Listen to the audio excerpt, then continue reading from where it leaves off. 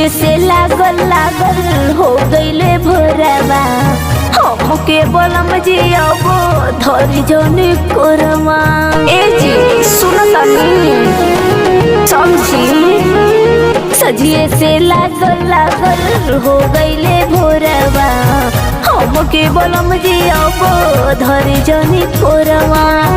रोवता पलंगिया लंगिया हटोटा हटा रोवता पलंगिया लंगिया हटोटा हटा छोड़ दिए सैया करी हैया पिराता छोड़ दिए राजा करी हैया पिराता।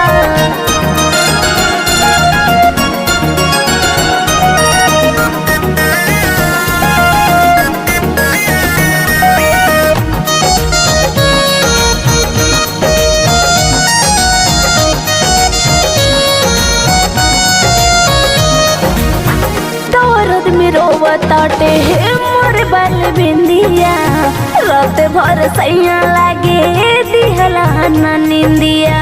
ओहो कितना दर्द बताई हाय दर्द में रोवताटे मोर बल बिंदिया रात भर सैया लागे दिहला ना निंदिया।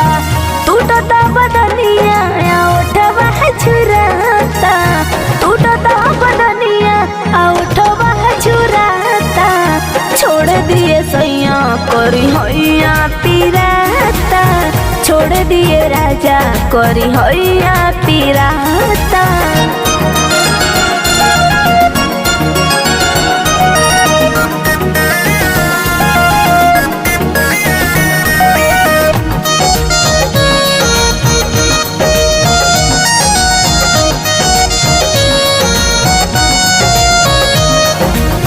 कमी बाऊ मोर ढेर जोरे अजमाइना होई दर्द कुछो मजा भेटाइना बुझी ना जी।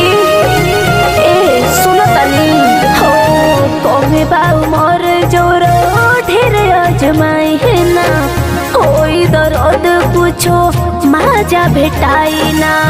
नीरज निर्दोषी न रहुआ बुझाता शीतल दीवाना न रहुआ बुझाता छोड़ दिए सैया करी हैया पिराता छोड़ दिए राजा करी हैया पिराता।